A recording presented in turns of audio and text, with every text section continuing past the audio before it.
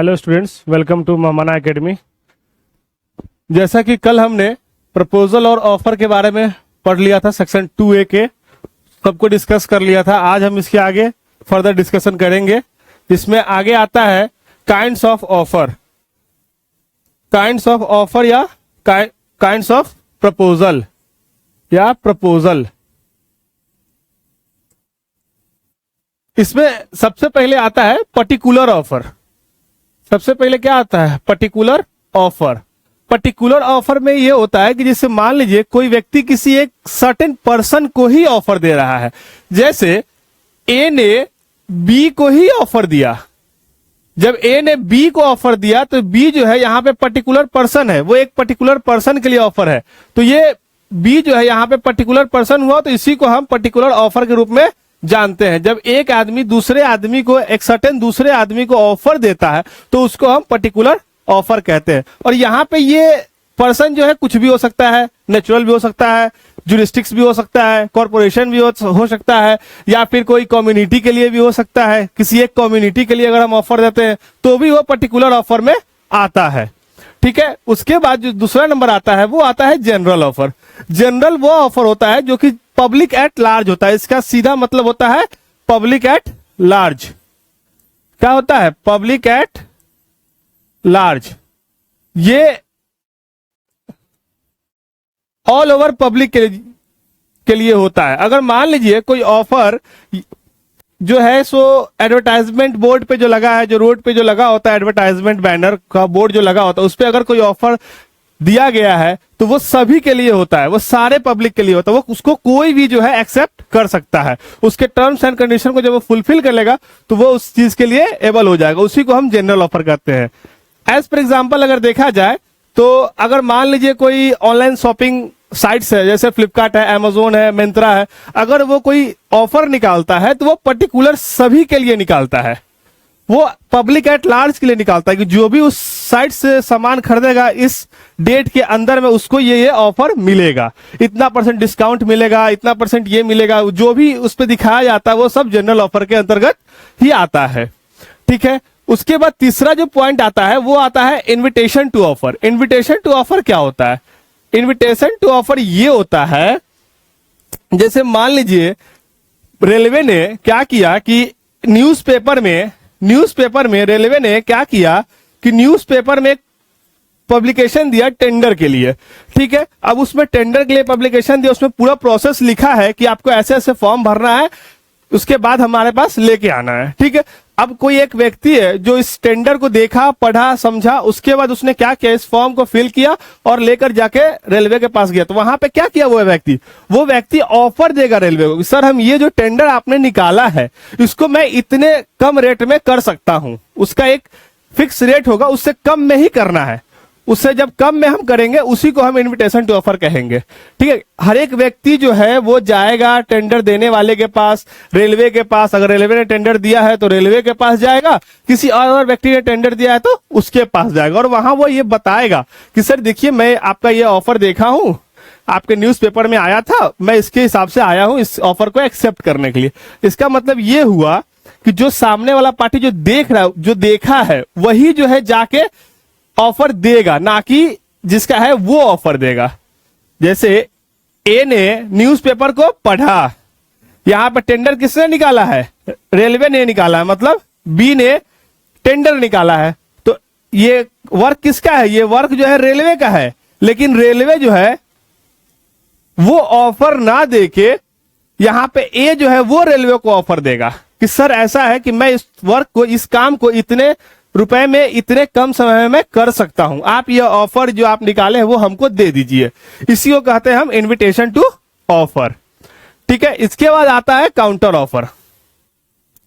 Counter offer उसको कहते हैं जैसे कि जब कोई व्यक्ति बाजार में जाता है, कहीं भी शॉपिंग करने जाता है, जो वहां पे जो बार्गेनिंग होता है, किसी भी रेट का जो हम लोग बार्गेनिंग करते हैं, क्या करते हैं? बार्गेनिंग। जब हम बार्गेनिंग करते हैं उसी को हम काउंटर ऑफर करते हैं। जैसे मान लीजिए जब ए ने बी से कहा कि हमें ये कोई एक वस्तु है उसको खरीदना है ए को बी से, ठीक है, लेकिन वो बोला कि आप मुझे ये वस्तु दे दीजिए। बी ने अपना रेट बताया, एज पर एग्जाम्पल 1000। बी ने बोला कि मैं आपको ये वस्तु जो है 1000 में दूंगा, लेकिन ए बोला कि नहीं सर मैं 1000 में नहीं लूंगा आपसे, आप जो है मुझे इसको 800 में ही दीजिए।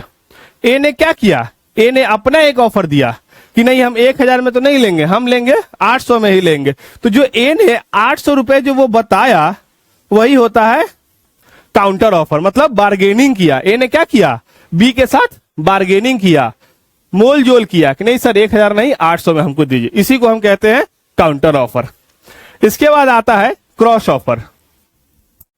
क्रॉस ऑफर में ये होता है कि अगर मान लीजिए, क्रॉस ऑफर उसको कहते हैं कि जब एक ही वस्तु के लिए, एक ही चीज के लिए जब दोनों लोग एक दूसरे को ऑफर दे तो वह क्रॉस ऑफर बन जाता है। एक ही चीज के लिए जब दो लोग आपस में ऑफर दे तो उसी को हम क्रॉस ऑफर कहते हैं। इसका अगर एग्जांपल से देखते हैं तो सबसे पहले मानिए ए जो है, ए ने एक लेटर लिखा बी को, एक लेटर लिखा बी को, क्या तुम अपना घर सेल करना चाहते हो। ए ने बी को लेटर लिखा, क्या तुम अपना घर सेल करना चाहते हो।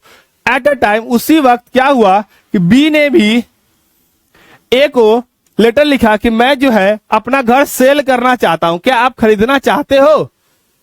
ए ने पहले बी को लेटर लिखा, क्या आप अपना घर बेचना चाहते हो। उसी वक्त क्या हुआ, बी ने भी ए को लेटर लिखा, क्या मेरा घर आप खरीदना चाहते हैं। एक सर्टेन प्राइस पे, एक सर्टेन प्राइस पे दोनों लोग की बात आपस में हुई कि ए ने बी को बोला पहले कि क्या आप अपना घर बेचना चाहते हैं, बी ने फिर ए को बोला क्या आप मेरा घर खरीदना चाहते हैं। ये जो संवाद हुआ इसी को हम क्रॉस ऑफर कहते हैं। एक दूसरे को ऑफर देने को ही हम क्रॉस ऑफर कहते हैं। ठीक है, तो इसके आगे हम देखते हैं, इसके आगे आपका प्रपोजल का जो सेक्शन था वो वहीं पे होता है खत्म। और इसके आगे जो है अब हम पढ़ेंगे एक्सेप्टेंस के बारे में कि वादा क्या होता है, एक्सेप्टेंस हामी क्या होता है, एक्सेप्टेंस कैसे होगा। ठीक है, तो इसके लिए सबसे पहले दिया गया है सेक्शन 2B में एक्सेप्टेंस को बताया गया है, एक्सेप्टेंस या प्रॉमिस को बताया गया है इंडियन कॉन्ट्रैक्ट एक्ट में। इसमें यह लिखा जाता है कि when offer has been accepted it's become a promise. जब कोई ऑफर एक्सेप्ट कर लिया जाता है तो वो उसको हम प्रॉमिस कहते हैं, तो वह प्रॉमिस बन जाता है। जब कोई ऑफर एक्सेप्ट कर लिया जाता है तो वह प्रॉमिस बन जाता है। प्रॉमिस मतलब वादा बन जाता है उन दोनों के बीच में। ठीक है, इसके बाद आता है importance of acceptance, effect and importance of acceptance. इसका इंपॉर्टेंस क्या हो सकता है एक्सेप्टेंस का। ठीक है, इसमें आता है a contract is created only after an offer is accepted. इसका इंपॉर्टेंस क्या है या फिर इसका इफेक्ट क्या पड़ता है एक्सेप्टेंस का, वो यह पड़ता है कि अगर ऑफर जो है एक्सेप्ट कर लिया गया है, अगर ऑफर जो है एक्सेप्ट कर लिया गया है तो वह क्या बन जाएगा, कॉन्ट्रैक्ट बन जाएगा। इसके आगे है before the acceptance neither party is bound thereby. इसका मतलब ये होता है कि जब तक आपने एक्सेप्टेंस नहीं दिया है किसी काम को करने या नहीं करने के लिए, तब तक आप बाउंड नहीं है, तब तक आप क्या है, बाउंड नहीं है उस चीज के लिए कि आप कीजिए ही या फिर नहीं कीजिए ही। निगेटिव और पॉजिटिव दोनों सेंस में ये आता है। क्या है, before the acceptance neither party is bound thereby, कोई पार्टी बाउंड नहीं होता है। After the offer has been accepted it's become a promise. वही चीज यहां है कि अगर ऑफर एक्सेप्ट हो गया है तो वह प्रॉमिस बन जाएगा। Which if the condition of a valid contract are satisfied binds the both the parties to a promise। इसका मतलब ये है कि अगर और सारे जो कंडीशन है, जो कॉन्ट्रैक्ट बनाने के जो और दूसरे जो कंडीशंस है, अगर उसको फुलफिल करता है तो वह एक वैलिड कॉन्ट्रैक्ट में तब्दील हो जाएगा। अगर सारे कंडीशंस को वो फुलफिल करता है तो वह एक वैलिड कॉन्ट्रैक्ट में तब्दील हो जाएगा, वैध संविदा में कन्वर्ट हो जाएगा। ठीक है। और उसके बाद दोनों पार्टी जो है जब वैध संविदा बन जाएगा तो दोनों पार्टी जो है वह बाइंड हो जाएंगे एक दूसरे के प्रति। क्या हो जाएंगे? एक दूसरे के प्रति बाइंड हो जाएंगे। ठीक है, चलिए फिर आगे देखते हैं एक्सेप्टेंस में। उसके बाद आता है कि एक एक्सेप्टेंस करने के लिए क्या क्या चीज जरूरी है, एसेंशियल्स क्या क्या है। क्या है एक एक्सेप्टेंस के लिए, क्या क्या एक एसेंशियल्स हो सकता है, क्या क्या एक वैलिड एक्सेप्टेंस के लिए एसेंशियल्स हो सकता है। उसमें सबसे पहले आता है communication of proposal and acceptance. कोई भी जो प्रपोजल है उसका कम्युनिकेशन होना चाहिए प्रॉपर तरीके से। कोई भी जो प्रपोजल है उसका कम्युनिकेशन होना चाहिए प्रॉपर तरीके से, या फिर कोई भी जो एक्सेप्टेंस है उसका कम्युनिकेशन होना चाहिए प्रॉपर वे में। और एक्सेप्टेंस जो है या फिर कम्युनिकेशन जो है वो दो तरीके से भी हो सकता है। पहला होता है इम्प्लाइड, दूसरा होता है एक्सप्रेस। ये कोई जरूरी नहीं है कि जो एक्सेप्टेंस हो रहा है या फिर जो कम्युनिकेशन हो रहा है वो एक ही वे में हो, उसमें एक्सप्रेस और इम्प्लाइड दोनों का थ्योरी आता है। एक्सप्रेस में होता क्या है, एक्सप्रेस में आ जाता है आपको रिटेन में, स्पोकन में, और इम्प्लाइड में आता है by the way of conduct, by the way of conduct. Express क्या होता है, जब कोई चीज एक्सप्रेस किया जाता है तो वो कैसे हो सकता है, या तो रिटेन हो सकता है या तो बोलकर एक्सप्रेस किया जा सकता है। उसके अलावा दूसरा आता है इम्प्लाइड। इम्प्लाइड में क्या हो सकता है, कंडक्ट से, इशारे से, अपने हाव भाव से आप उसको हाँ या ना में जवाब दे सकते हैं, कुछ बोल सकते हैं। तो इसी को हम कहते हैं communication of proposal and acceptance must be available. तो आगे हम पढ़ते हैं इसमें क्या लिखा है, communication by the offeree and the offeror only acceptance must be communicated to the offerer himself। जो कम्युनिकेशन ऑफ एक्सेप्टेंस है वो मस्ट बी कंप्लीट होना चाहिए। क्या होना चाहिए, कम्युनिकेटेड होना चाहिए। किसको, ऑफरर को। ऐसा नहीं कि आप जो ऑफरी जो है वो जो है अपना एक्सेप्टेंस जो है वो किसी थर्ड पार्टी को दे दे। थर्ड पार्टी को दे देंगे आप अपना एक्सेप्टेंस तो वहां पर ये वैलिड नहीं माना जाएगा। आपको क्या करना है, जो ऑफर दिया है, जो ऑफर करने वाला है, आप जो है उसी को जो है अपना एक्सेप्टेंस देंगे। ठीक है, इसको कहते हैं हम communication of proposal and acceptance. आगे इसमें और चीज लिखा है, only offeree can accept the offer. जैसे कि जब एक्सेप्टेंस हम बस ऑफरर को दे सकते हैं, उसी तरह जो ऑफरी है उसी को हम कम्युनिकेट करेंगे ना। किसी थर्ड पार्टी को हम क्यों करेंगे, जब तक वो ऑथराइज नहीं किया है। अगर जब तक थर्ड पार्टी को ऑथराइज नहीं किया है ऑफरी, तब तक जो है उस चीज का प्रपोजल जो है हम ऑफरी को ही देंगे। ठीक है, इसमें आगे देखिए, इसमें लिखा है this is a natural corollary to the above mentioned principle, if an unauthorized person make the communication, it does not result in a contract। अगर कोई अनऑथोराइज पर्सन जो है कम्युनिकेशन करता है तो वह जो है कॉन्ट्रैक्ट नहीं बनेगा, फिर उसके बाद कॉन्ट्रैक्ट नहीं बनेगा। ठीक है, अनऑथोराइज मतलब किसी को हमने किया ही नहीं। इसमें आगे आता है एक ऑथोराइज पर्सन का भी एक कॉन्सेप्ट आता है। यहां तो अभी अनऑथोराइज के बारे में दे रहा है कि हमने किसी को अपना पावर डेलीगेट ही नहीं किया है। लेकिन अगर हम अपना पावर डेलीगेट कर देते हैं, जैसे कि मान लीजिए एचडीएफसी बैंक जो है वो खुद तो आती नहीं है कोई ऑफर लेके अपने पास। बैंक खुद चल के नहीं आती है कभी भी। कौन आता है एचडीएफसी बैंक का, एक एजेंट आता है। कौन आता है उसका, एक एजेंट आता है। तो एजेंट क्या हुआ, एजेंट यहाँ पे जो है एचडीएफसी बैंक का जो है ऑथराइज पर्सन है। अगर हम कोई प्रपोजल का एक्सेप्टेंस या फिर कुछ भी देते हैं इस एजेंट को तो ये वैलिड माना जाए। काहे कि ये ऑथराइज पर्सन है बैंक के द्वारा।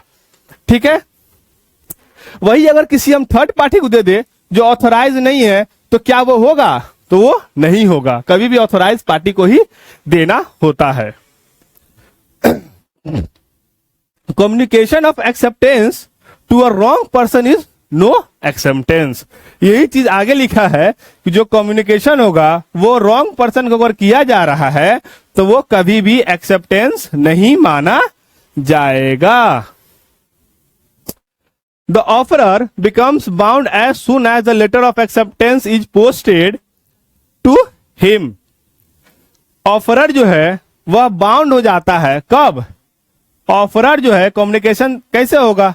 अगर मान लीजिए लेटर से हमने पूछा है, आजकल तो मोबाइल का जमाना है, मोबाइल में एट ए टाइम एक्सेप्टेंस होता है, एट ए टाइम नेग्लेक्ट होता है, जो भी होता है एट ए टाइम हो जाता है, मतलब इंस्टेंट हो जाता है। लेकिन पहले जब लेटर की बात चलती थी उसमें क्या होता था, अगर मान लीजिए ए जो है बी को एक लेटर लिखा किसी प्रपोजल के बारे में, ए ने बी को जब लेटर लिखा किसी प्रपोजल के बारे में, अगर मान लीजिए बी एक्सेप्ट कर रहा है उस प्रपोजल को, जब बी जो है उसको लेटर से ही जब जवाब देगा रिटर्न, तो जिस वक्त बी जो है जब अपना जवाब फिल करके जब वो पोस्ट कर देगा मतलब इसके कब्जे से बाहर चला गया, मतलब इसके अंतर्गत अब वो आ ही नहीं सकता, उसको रिवोक नहीं किया जा सकता, इसके कब्जे से वो बाहर चला गया, अब वो जो है इसके पास पहुंचेगा ही पहुंचेगा, बीच में इसको रिवोकेशन नहीं कर सकता है। तो जो है ए जो है वहां पे वो बाउंड हो जाएगा। यही चीज यहां लिखा है, the offer become bound as soon as the letter of acceptance is posted to him. If the letter of the acceptance is posted at a wrong address to a wrong person that will not bind the offeror. लेकिन अगर मान लीजिए B ने क्या किया, किसी third party को भेज दिया, रॉन्ग एड्रेस पे भेज दिया, उसको कहीं मिसप्रिंट हो गया, कहीं मिस्टेक हो गया कि नहीं इसका एड्रेस जो है ये नहीं ये था, वो क्या किया, जो अपना एक्सेप्टेंस था वो किसी थर्ड मतलब रॉन्ग एड्रेस पर भेज दिया, तो क्या वहां पे वो होगा, कॉन्ट्रैक्ट बनेगा? तो वहां पे वो कॉन्ट्रैक्ट नहीं बनेगा। कभी भी जो होना चाहिए वो एकदम एग्जैक्ट होना चाहिए। रॉन्ग एड्रेस पे किया हुआ चीज या फिर रॉन्ग पर्सन को किया हुआ एक्सेप्टेंस वो कभी भी फुलफिल नहीं करता है कॉन्ट्रैक्ट बनाने के लिए। ठीक है, तो अब इसके आगे देखते हैं। इसके आगे एसेंशियल ऑफ वैलिड एक्सेप्टेंस में दूसरा पॉइंट आता है कि जो एक्सेप्टेंस होना चाहिए वो एब्सोल्यूट होना चाहिए, इसमें कोई भी वेरिएशन नहीं होना चाहिए। एब्सोल्यूट एंड अनक्वालिफाइड होना चाहिए। क्या होना चाहिए? एब्सोल्यूट एंड अनक्वालिफाइड होना चाहिए, मैंडेटरी प्रोविजन है। And acceptance with the variation is no acceptance. इसी बात को यहां लिखा है कि जिस वे में, जिस चीज पे दो व्यक्ति के बीच में किसी चीज के लिए संवाद हुआ है, वादा हुआ है, तो वो उसी चीज में होना चाहिए। ऐसा ना हो कि उसमें हम कुछ वेरिएशन कर दे। अब वेरिएशन इन द सेंस अगर एग्जांपल लेंगे तो जब ए बी को जब लेटर लिख रहा है और उसमें साफ साफ उसने मेंशन किया है कि आप जो है हमको जो लेटर का जो रिप्लाई है वो जो है आप हमको लेटर से ही देंगे, तो वो उसको लेटर से ही देना होगा, उसको वेरिएशन करके वो एज अ मैसेज या फिर कॉल नहीं कर सकता है। इसी को कहते हैं एब्सोल्यूट होना चाहिए, इसमें कोई वेरिएशन नहीं होना चाहिए। ठीक है, उसके बाद आता है mode of acceptance is usual, reasonable manner में होना चाहिए। मोड ऑफ एक्सेप्टेंस कैसा होना चाहिए? रीजनेबल मैनर में होना चाहिए। In the manner prescribed and indicated by the offeror. जो भी मैनर अगर कि कोई ऑफरर उसमें प्रेस्क्राइब्ड किया है, लिख कर दिया है, उसी मैनर में आपको जो है एक्सेप्टेंस देना है। अगर उस मैनर में आप नहीं देते हैं तो वो आपका इनवैलिड मान लिया जाएगा। ठीक है, इसके आगे आता है चौथा पॉइंट, वाइल ऑफर सबसिस्टिंग। इसका मतलब होता है ऑफर तभी आप एक्सेप्ट कर सकते हैं जब तक कि ऑफर सबसिस्टिंग है। ठीक है, क्या है? जब तक कि ऑफर सबसिस्टिंग में है। ऐसा नहीं कि ऑफर खत्म हो गया, टर्म एंड कंडीशन खत्म हो गया, उसके बाद हम आए और बोले कि सर ऐसा है, ये ऑफर आप हमको दे दीजिए, ये हम नहीं कर सकते हैं। इसमें आगे देखिए क्या लिखा है, acceptance should be made while offer is subsisting and not when it has been withdrawal, lapsed or rejected। हम जैसा कि उस टाइम एग्जांपल लिए थे फ्लिपकार्ट और अमेजोन का, जैसे अभी कुछ दिन पहले बिग बिलियन डे शुरू हुआ था जो कि 26 से लेकर अप्रोक्स मतलब 4 या 5 तारीख तक चला था या फिर 10 तारीख तक चला था।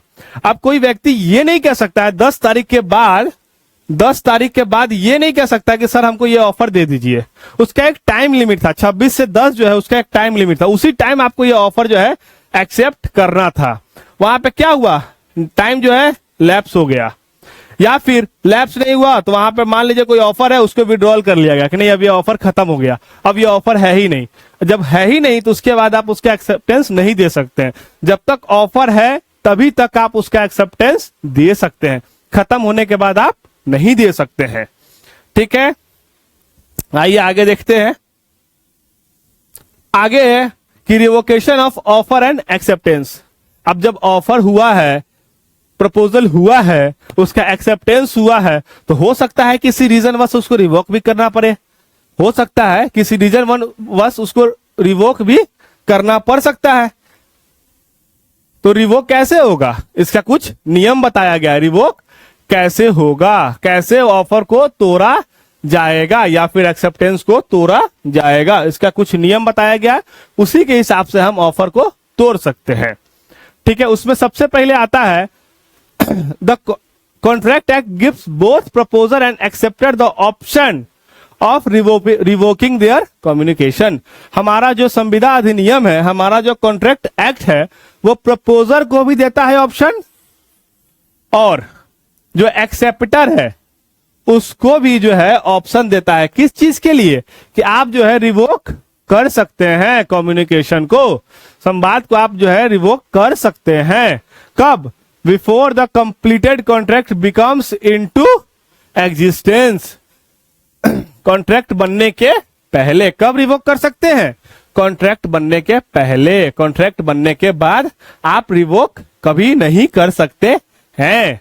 ठीक है, आप आगे देखिए, इसमें क्या लिखा है, 10 revocation is an option given to the parties. इसलिए हम इसको कह सकते हैं कि रिवोकेशन जो है वो एक ऑप्शन है। वो क्या है, एक ऑप्शन है जो कि पार्टीज को दिया गया है। किस चीज के लिए, स्टॉप, टू स्टॉप, रोकने के लिए। क्या चीज को रोकने के लिए, द कॉन्ट्रैक्ट।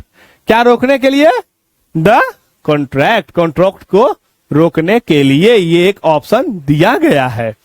ठीक है, इसमें आगे लिखा है from coming into existence. Existence, contract को एग्जिस्टेंस में लाने से रोकने के लिए। ठीक है, अब इसमें ये आपका ओवरव्यू हो गया रिवोकेशन का क्या होता है। अब आते हैं इसका हम नोट्स पे। ठीक है, पहला इसमें दिया है नोटिस ऑफ रिवोकेशन। पहले रिवोकेशन कैसे होता है, सबसे पहला जो फॉर्म है वो है नोटिस ऑफ रिवोकेशन। ठीक है, अब नोटिस ऑफ रिवोकेशन जो है वो कहां दिया है, वो अगर देखिए तो सेक्शन 5 में ये बताया गया है नोटिस ऑफ रिवोकेशन के बारे में। किसके सेक्शन 5 में, इंडियन कॉन्ट्रैक्ट एक्ट के सेक्शन 5 के बारे में। चूंकि हम इंडियन कॉन्ट्रैक्ट एक्ट पढ़ रहे हैं तो इंडियन कॉन्ट्रैक्ट एक्ट के ही सेक्शन 5 में हम देखेंगे। उसमें क्या लिखा है, उसमें ये लिखा है a proposal may be revoked. क्या होगा, may be revoked eight any time.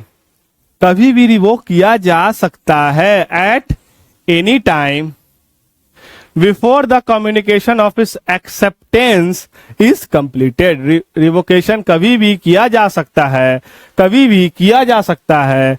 कब, before the communication of acceptance is completed. Acceptance का जो कम्युनिकेशन है उसके कंप्लीट होने के पहले पहले हम कभी भी उस एक्सेप्टेंस को नोटिस के माध्यम से रिवोक कर सकते हैं। क्या कर सकते हैं, हम उसको रिवोक कर सकते हैं। ठीक है, अब आगे देखते हैं क्या लिखा है। As against the proposer, proposer के अगेंस्ट में रिवोकेशन कब माना जाएगा, but afterwards as against the proposer the communication of acceptance is completed when it is put in the course of transmission to him. जो हम पहले बताए थे, ए ने बी को क्या किया है, ए ने बी को लेटर लिख के कोई प्रपोजल दिया। ठीक है, उसको 2 दिन का समय दिया गया कि आप क्या कीजिए, 2 दिन में हमको बता दीजिएगा लेटर रिसीव होने के बाद। बी क्या किया, अगले दिन ही लेटर रिसीव होने के बाद अपना एक्सेप्टेंस जो है यहां से पोस्ट कर दिया।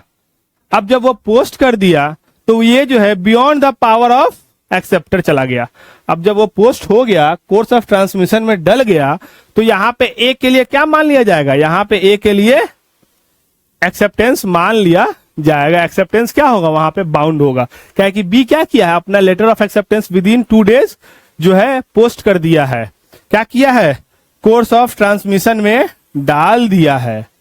ठीक है, वही चीज यहां लिखा है, as against proposer the communication of acceptance is completed when it is, ध्यान से देखिएगा, when it is put in a course of transmission. ठीक है, आइए फिर आगे देखते हैं क्या है अगला। आगे लिखा है, thus for the communication of revocation to be effective it must reach to the acceptor before he mails his acceptance and make it out of his power।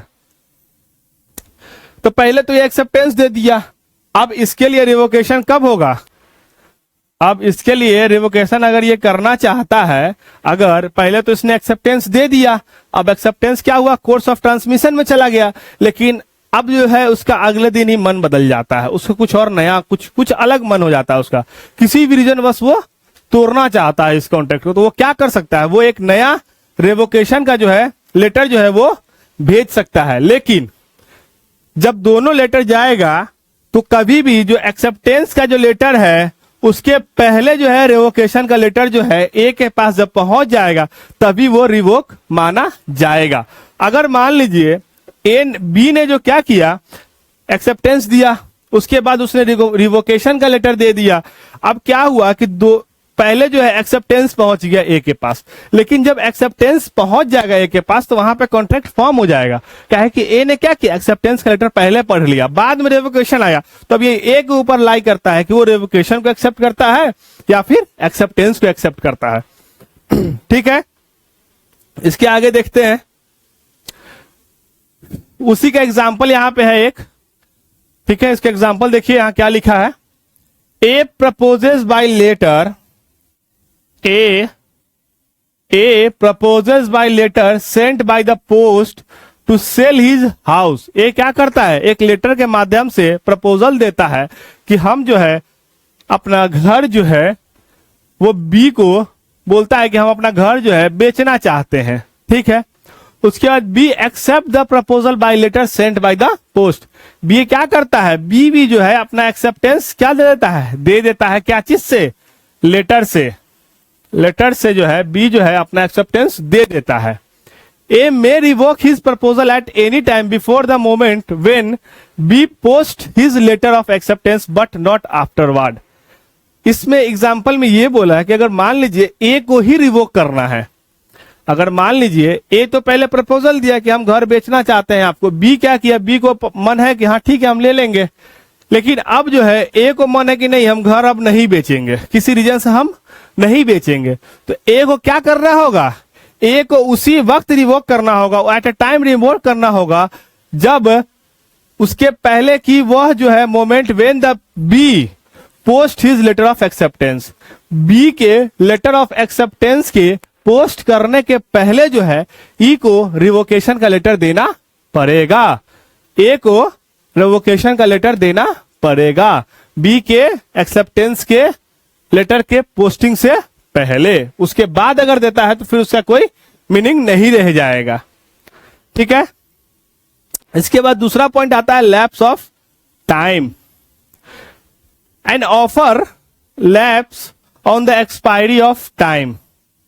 कोई भी ऑफर खत्म हो जाता है, लैप्स हो जाता है कब, एक्सपायरी ऑफ टाइम के बाद। अगर टाइम खत्म हो गया है, अगर निश्चित समय सीमा खत्म हो गया है तो वह ऑफर जो है खत्म मान लिया जाएगा, उसके बाद आप जो है उसको एक्सेप्टेंस नहीं दे सकते हैं। ठीक है, उसका आप कॉन्ट्रैक्ट नहीं कर सकते हैं। उसके बाद आता है थर्ड में, by failure to fulfil the condition precedent. इसमें लिखा है where the offer is subject to a condition precedent, अगर कोई ऑफर में कोई कंडीशन लगाया गया है, अगर कोई ऑफर में कोई कंडीशन लगाया गया है तो it's lapse if it is accepted without fulfilling the condition. अगर कोई ऑफर में कोई कंडीशन लगाया गया है कि आप इस कंडीशन को फुलफिल करके ही इस ऑफर को एक्सेप्ट करेंगे, अगर वो उस कंडीशन को फुलफिल नहीं करता है तो क्या माना जाएगा? वो लैप्स माना जाएगा एक्सेप्टेंस का। वहां पे जो है एक्सेप्टेंस फुलफिल नहीं हो रहा है और जो है कॉन्ट्रैक्ट जो है कभी नहीं बनेगा। लेकिन अगर वह कंडीशन को फुलफिल कर देता है, जो भी कंडीशन लिखा हुआ है अगर वह उसको फुलफिल कर देता है तो क्या होगा? ये एक वैलिड कॉन्ट्रैक्ट बन जाएगा। क्या बन जाएगा? एक वैलिड कॉन्ट्रैक्ट बन जाएगा। ठीक है बच्चों, फिर आगे देखते हैं। आगे आता है चौथा पॉइंट जो है revocation of offer and acceptance का, वो आता है डेथ और insanity. By the death and insanity, bye death और इंसैनिटी ऑफ ऑफरर। किसका? ऑफरर का। किसका? ऑफरर के बारे में यहां बताया है। क्या बताया है? कि अगर मान लीजिए ऑफरर जो है, जो प्रपोजल देने वाला है, जो ऑफर दे रहा है, अगर उसका मृत्यु हो जाता है या फिर वह पागल हो जाता है। इंसैनिटी का मतलब क्या होता है? पागल। क्या होता है? पागल। तो इसी में आगे क्या लिखा है आप पढ़िए। An offer lapse on the death और insanity of the offerer provided that the facts come to the knowledge of the offeree before he makes his acceptance। अगर मान लीजिए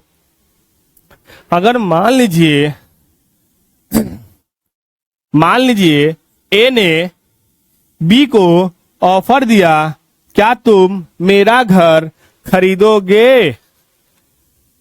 क्या तुम मेरा घर खरीदोगे? क्या चीज का? घर बेचने के लिए ऑफर हुआ है। घर बेचने के लिए ऑफर हुआ है। लेकिन ऑफर होने के बाद, ऑफर का कम्युनिकेशन कंप्लीट होने के बाद क्या होता है? कुछ समय बाद ए की मृत्यु हो जाती है। ए की मृत्यु हो जाती है तो बी को ऑफर ऑफ एक्सेप्टेंस देने के पहले ये उसको पता चलना चाहिए कि ए जो है वो डेथ, ए की जो है वह डेथ हो चुकी है। अगर वो उसको पता नहीं चलता है और वो लेटर ऑफ एक्सेप्टेंस दे देता है तो यह माना जाएगा कि ये जो है एक वैलिड कॉन्ट्रैक्ट बन गया, वैलिड एक्सेप्टेंस हो गया। उसी पे एग्जांपल देखिए यहाँ पे क्या लिखा है, एक एग्जांपल से समझते हैं आगे। A proposes by the letter sent by the post. A क्या करता है? प्रपोज करता है। क्या चीज से? लेटर से। क्या? पोस्ट करके।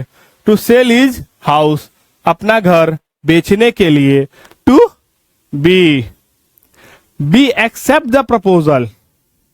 बी क्या करता है? एक्सेप्ट कर लेता है प्रपोजल को। ठीक है, क्या चीज से?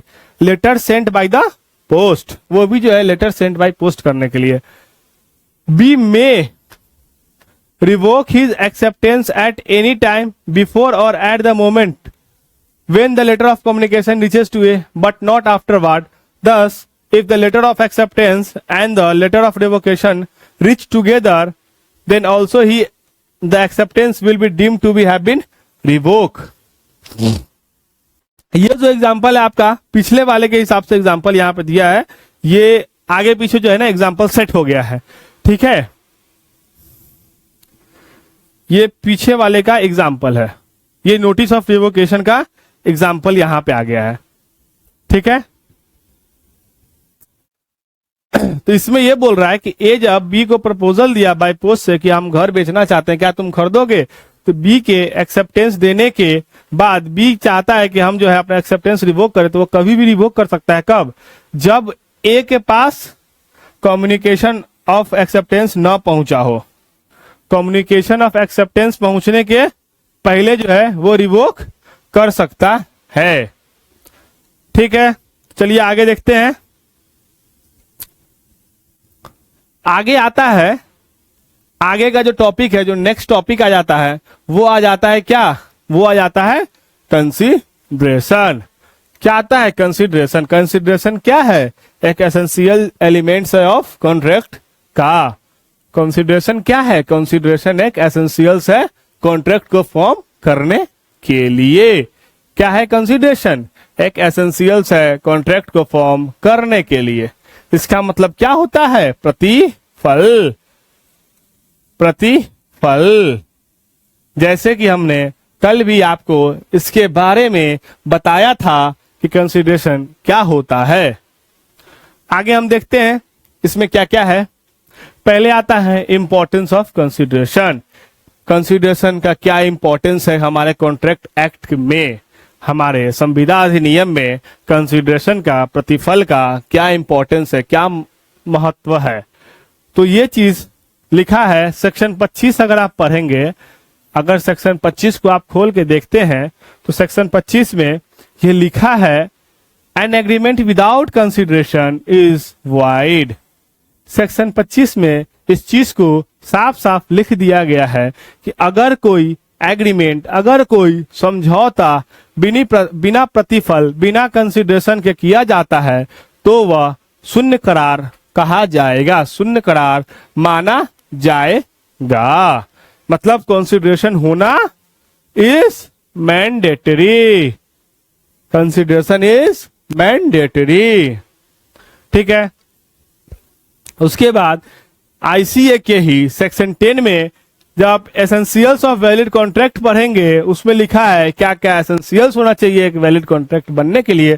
तो जो हम आपको कल गोल्डन रूल ऑफ कॉन्ट्रैक्ट बताए थे, उसमें कंसीडरेशन नाम का भी एक चीज था। वो भी जो है एक वैलिड कॉन्ट्रैक्ट बनाने के लिए एसेंशियल्स है। उसके बारे में कहाँ बताया है? सेक्शन 10 में जो है बताया गया है। तो आइए आगे हम देखते हैं इसमें क्या क्या लिखा गया है। तो इसमें आगे लिखा है विदाउट कंसीडरेशन। क्या है? बिना कंसीडरेशन के, without consideration an agreement can not be there for any contract to form और a part of the other essential element. बिना कंसीडरेशन के कोई भी एग्रीमेंट या फिर कोई भी कॉन्ट्रैक्ट क्या होगा? फॉर्म नहीं हो सकता है। ठीक है।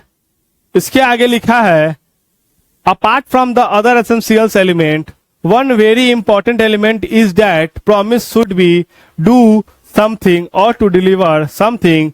This something is what the called as the consideration.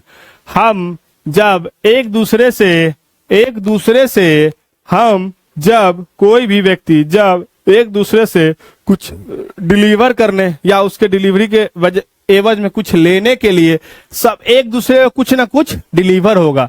जैसे हम एग्जाम्पल कल भी बताए थे, आज भी हम आपको बता रहे हैं। ए ने बी को बोला मेरा लैपटॉप आप 20,000 में लोगे।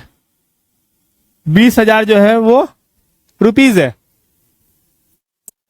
तो बी ने बोला कि हाँ हम आपका लैपटॉप 20,000 में लेंगे। ए के लिए कंसीडरेशन क्या हुआ? यहां पे ए के लिए कंसीडरेशन क्या हुआ? ए के लिए कंसीडरेशन हुआ ये 2,000 रुपए। ए के लिए कंसीडरेशन क्या हुआ? 2,000 रुपए। लेकिन बी के लिए क्या हुआ कंसीडरेशन? बी के लिए जो कंसीडरेशन हुआ वो हुआ यह लैपटॉप। दोनों को एक दूसरे का कंसीडरेशन मिल रहा है। ठीक है। आइए अब आगे देखते हैं क्या लिखा है आगे। आगे लिखा है डेफिनेशन ऑफ कंसीडरेशन। क्या लिखा है? Definition of consideration. उसमें आता है सर्वप्रथम ब्लैक स्टोन का डिफिनीशन जो है या फिर पॉल का जो डिफिनीशन है आपके एग्जाम में पूछा जाता है। आपको सीधे सीधे ये डेफिनेशन दे दिया जाता है एग्जाम में और आपसे पूछा जाता है कि यह डेफिनेशन जो है किसने दिया था। उसमें 4 राइटर का आपको नाम रहेगा। ठीक है, तो इसमें सबसे जो मोस्ट इंपॉर्टेंट डेफिनेशन है वो इन दोनों का डेफिनेशन मोस्ट इंपॉर्टेंट माना जाता है। उसमें सबसे पहले हम देखेंगे, किसको देखेंगे? ब्लैक स्टोन को देखेंगे। अब जब हम ब्लैक स्टोन को देखेंगे तो ब्लैक स्टोन ये कहता है, ब्लैक स्टोन क्या कहता है? ब्लैक स्टोन ये कहता है कंसिडरेशन इज द रिकम्पेंस। क्या है? Consideration is a recompense given by the party contracting to the other. Recompense का मतलब होता है बदला चुकाना। क्या मतलब होता है? बदला चुकाना, किसी चीज के बदले में कुछ देना, उसी को हम रिकम्पेंस कहते हैं, मतलब बदला चुकाना। तो ब्लैक स्टोन क्या कहता है? ब्लैक स्टोन ये कहता है कि कंसिडरेशन इज द रिकम्पेंस। इसमें मेन वर्ड क्या है? रिकम्पेंस। अगर कहीं आपको क्वेश्चन में ये दिखे रिकम्पेंस वर्ड तो आप सीधा सीधी ब्लैक स्टोन मार सकते हैं, क्योंकि ब्लैक स्टोन जो है एक केवल यही राइटर है जो रिकम्पेंस वर्ड को जो है यूज किया है अपने डेफिनेशन में। ठीक है, इसका सीधा मतलब ये होता है कंसिडरेशन वह होता है जब कोई पार्टी एक दूसरे को अपना बदला चुकाता है, किसी चीज के एवज में कुछ देता है, यही होता है रिकम्पेंस। आगे आता है पॉल्क का डेफिनेशन। पॉल्क भी कुछ अलग नहीं बोला है इसमें, लेकिन पॉल्क ये कहता है कंसिडरेशन इज द प्राइस। पॉल्क क्या कहता है? पॉल्क जो है रिकम्पेंस के जगह पे पॉल्क बोल रहा है कि नहीं, कंसिडरेशन क्या है? एक प्राइस है। प्राइस क्या है? एक मूल्य है। क्या है? एक मूल्य है या फिर एक कीमत है जो कि हम एक दूसरे को चुकाते हैं। क्या है? बदला नहीं चुका रहे हैं, हम क्या कर रहे हैं? हम किसी चीज के एवज में कुछ मूल्य दे रहे हैं या फिर कुछ कीमत दे रहे हैं। क्या चीज के लिए? For which the promise of the other is proud. क्या चीज के लिए? कोई प्रॉमिस के लिए, कोई समझौता के लिए, कोई वाद के लिए, कोई वादा बनाने के लिए हम क्या कर रहे हैं? एक मूल्य दे रहे हैं, एक कीमत दे रहे हैं। तो पॉल क्या वर्ड यूज किया है? पॉल जो यूज किया है वो किया है प्राइस। आप इन दोनों में इन दो वर्ड से डिफरेंशिएट कर सकते हैं क्वेश्चन में कि ये किसका डेफिनेशन है और ये किसका डेफिनेशन है। तब इसके बाद आगे आता है कि सेक्शन 2D। एक्चुअली जो है सेक्शन 2D जो है, सेक्शन 2D में जो है वह कंसिडरेशन के बारे में प्रॉपर तरीके से बताया गया है कि सेक्शन 2D में कंसिडरेशन क्या होगा। When the desire of the promisor, क्या है? Desire, desire of the promisor, promisor के इच्छा के अनुकूल, the promisee or any other person, क्या है? द प्रोमिसी, द प्रोमिसी और उसके एवज में कोई अदर पर्सन हैज डन और एब्सटेन फ्रॉम डूइंग, डज और एब्सटेन,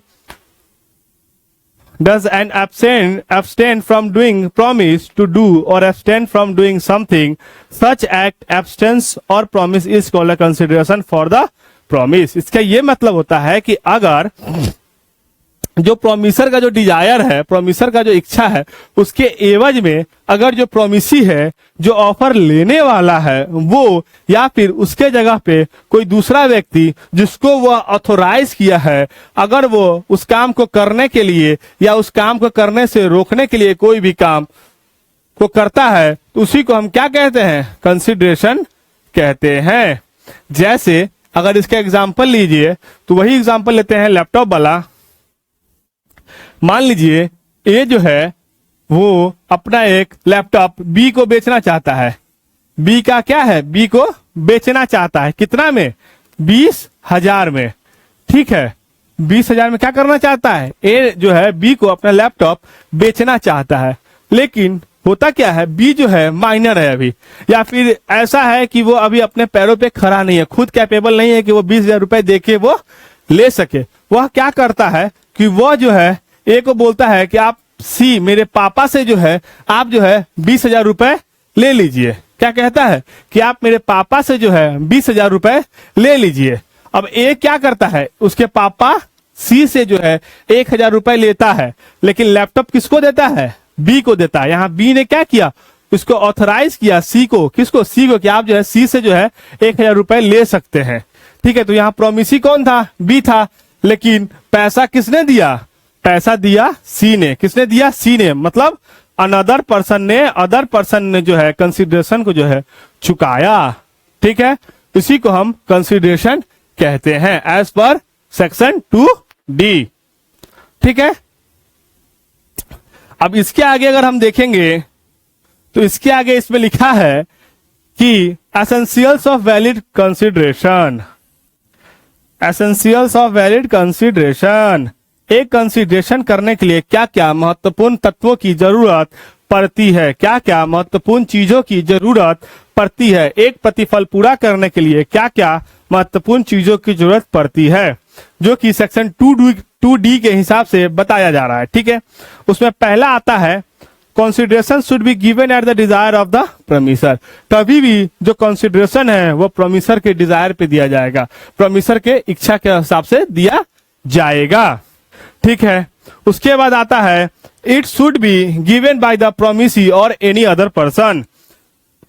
जो कंसिडरेशन है वह जो है या तो प्रोमिसी दे सकता है या तो उसके एवज में कोई दूसरा व्यक्ति जो है कंसिडरेशन जो है प्रोमिसर को दे सकता है। ठीक है, अब इसमें आगे देखिए, तीसरा आता है consideration may be past, present, future. अब कंसिडरेशन कैसा हो सकता है? कंसिडरेशन हो सकता है कि पास्ट हो सकता है कि प्रेजेंट हो सकता है कि फ्यूचर हो। पास्ट मतलब भूतकालीन, प्रेजेंट मतलब वर्तमान, फ्यूचर मतलब भविष्य वाला।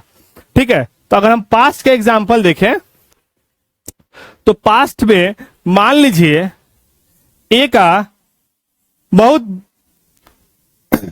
इसका ए का क्या हुआ, एक एक्सीडेंट हो गया था कभी भविष्य में।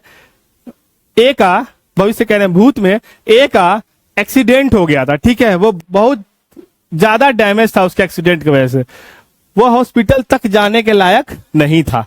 उस वक्त क्या हुआ, बी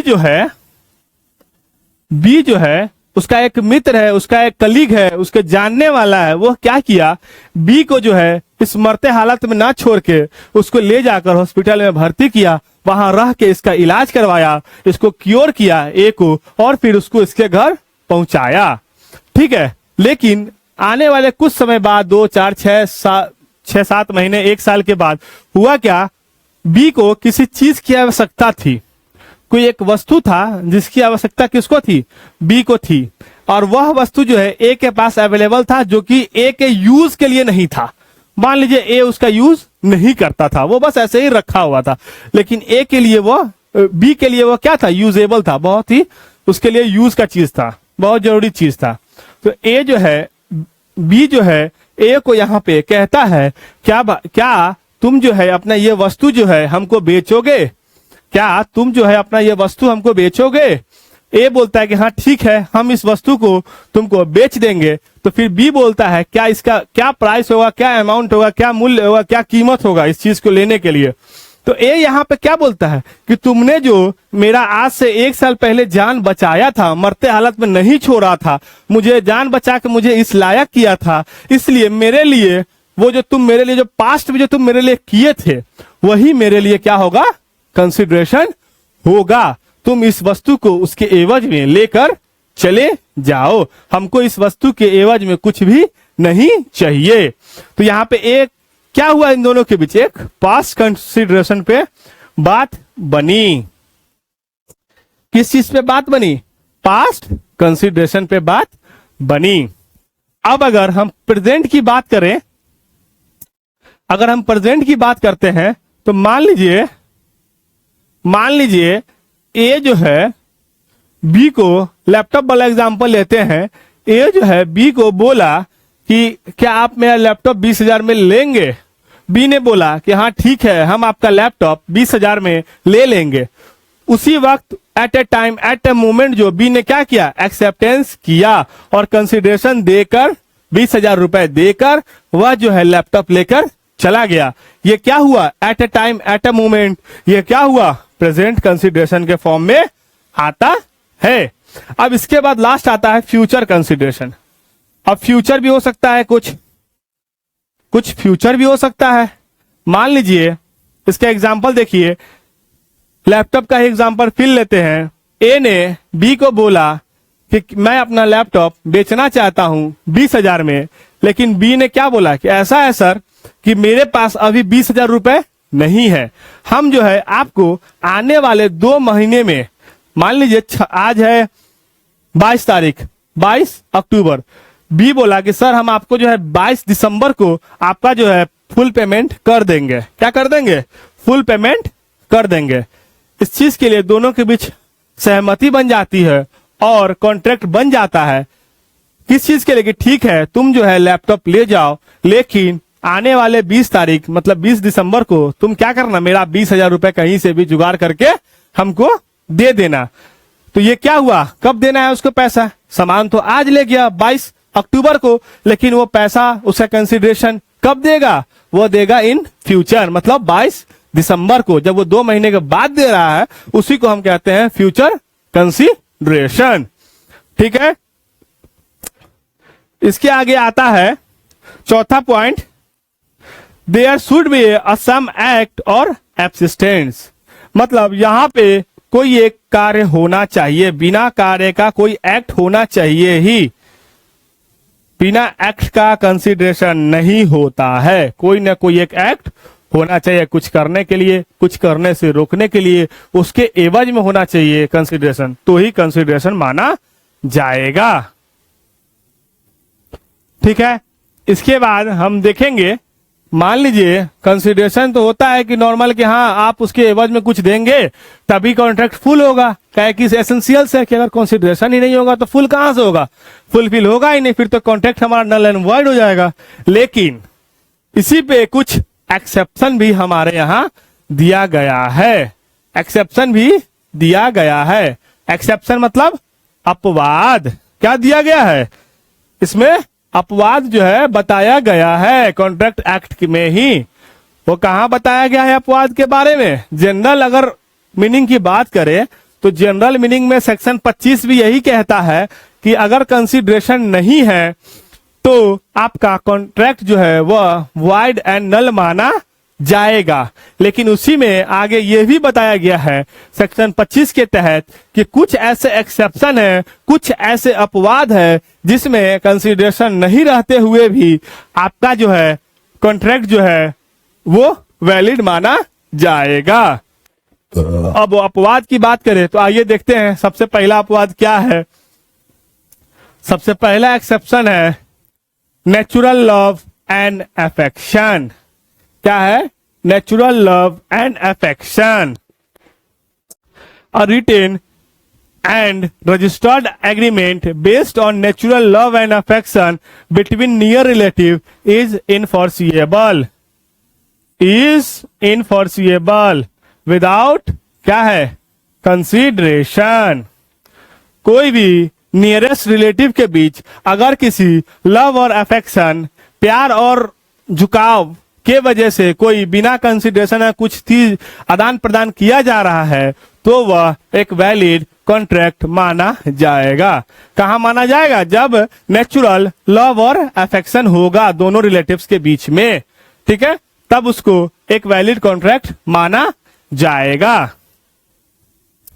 ठीक है, नियर रिलेटिव्स, इसमें आगे लिखा है the expression near relatives will include parties related by blood और मैरिज। अब ऐसा नहीं है कि हम किसी को भी बिना कंसिडरेशन के कोई प्रपोजल को एक्सेप्ट करके उसको एक्सेप्टेंस दे के उसका कॉन्ट्रैक्ट बना दे।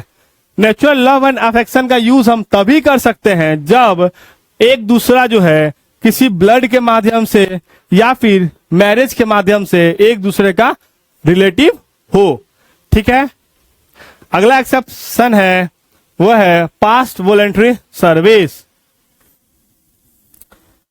पास्ट वॉलेंट्री सर्विस, अब जो हम आपको बताए थे कि कंसिडरेशन जो है वो पास्ट में भी हो सकता है, प्रेजेंट में भी हो सकता है और फ्यूचर में भी हो सकता है, तो उसी चीज को यहाँ एक्सेप्शन के तौर पे ये बताया गया है कि जो पास्ट वॉलेंट्री सर्विस जो होता है, जो पास्ट में जो किया गया कार्य है, जो वॉलेंटियरली किया गया है, अपने इच्छा के अनुसार किया गया है, ये इसमें कोई दबाव नहीं था, बस हम अपने मन से किए हैं, उसके वजह से भी हम जो है बिना कंसिडरेशन के कोई भी कॉन्ट्रैक्ट जो है फॉर्म कर सकते हैं। इसमें आगे लिखा है ए promise to compensate a person who has already voluntarily done something for the promiser or something which the promiser was legally compelled to do is enforceable। ये बोलता है कि हम उस व्यक्ति को कंपनसेट करना चाहते हैं, हम उस व्यक्ति को कंपनसेट करना चाहते हैं जो कुछ समय पहले वॉलेंटियरली किया था, बिना किसी दबाव के, अपने इच्छा के अनुसार मेरा क्या किया था, मदद किया था, किसका, प्रोमिसर का, या फिर कुछ उसके लिए कार्य किया था, उसके एवज में हम उसको बिना किसी कंसिडरेशन के यह प्रोडक्ट जो है या फिर यह चीज जो है, यह वस्तु जो है, हम उसको दे रहे हैं। तो वहां पे क्या होगा, ये जो है इनफोर्सिएबल बाय लॉ माना जाएगा। इस एक्सेप्शन में जो है वह लाई जो है करेगा। ठीक है, अब अगला एक्सेप्शन देखते हैं।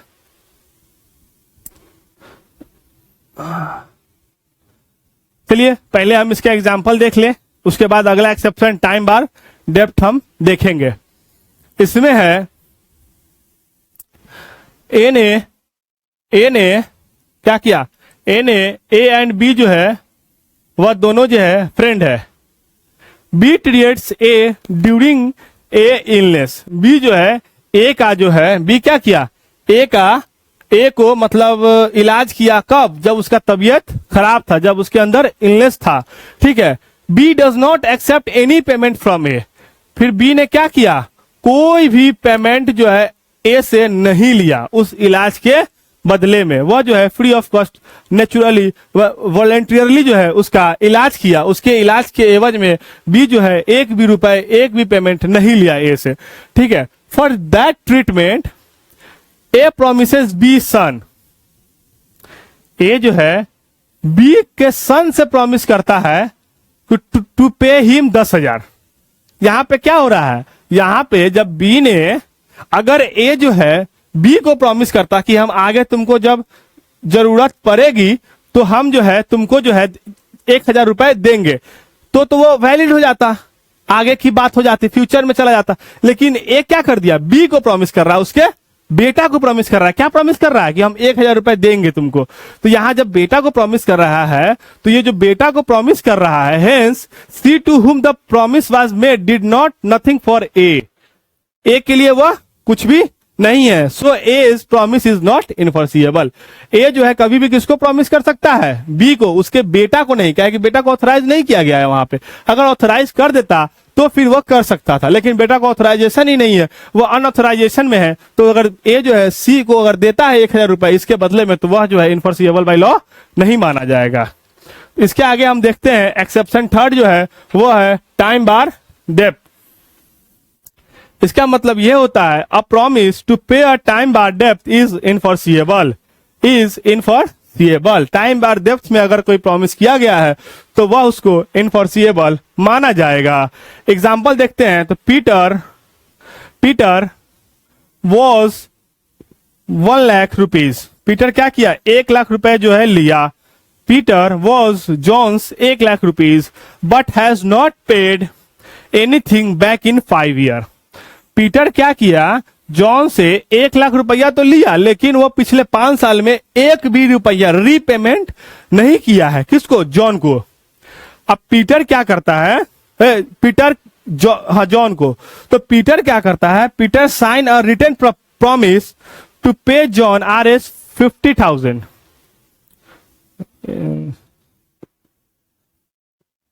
यहां 1 लाख लिया है, 1 लाख लिया है, लेकिन वो 5 साल में 1 रुपए भी नहीं दिया। यहाँ 50 नहीं, यहां होगा, यहां हम कर देंगे 5 लाख। सेटलमेंट है तो 5 लाख भी नहीं कर सकते हैं, इसको हम कर देते हैं, चलिए 50 रहने दीजिए। इसको पहले समझिए आप। Peter was John RS 1 lakh. Peter क्या किया, 1 लाख रुपया लिया, किससे, जॉन से। ठीक है, लेकिन वो क्या किया कि पिछले 5 साल में 1 रुपए भी उसको रीपेमेंट नहीं किया, उसको 1 रुपए भी नहीं दिया है। लेकिन 5 साल के बाद पीटर क्या करता है, रिटर्न प्रॉमिस करता है, किससे, जॉन से, कि हम जो है उसको 50,000 जो है एज अ फाइनल सेटलमेंट हम उसको देंगे। तो ये जो 50,000 क्या है, ये 50,000 टाइम बार डेप्थ है। मतलब पहले का लिया हुआ पैसा को अगर हम रीपेमेंट करते हैं या फाइनल सेटलमेंट में दे रहे हैं तो उसी को हम टाइम बार डेप्थ के रूप में जानते हैं। ठीक है, तो आज हम इसको यहीं समाप्त करते हैं और कल हम फिर एक नया टॉपिक को लेकर आगे डिस्कशन करेंगे और आगे बताएंगे कि आगे क्या क्या आएगा। ठीक है।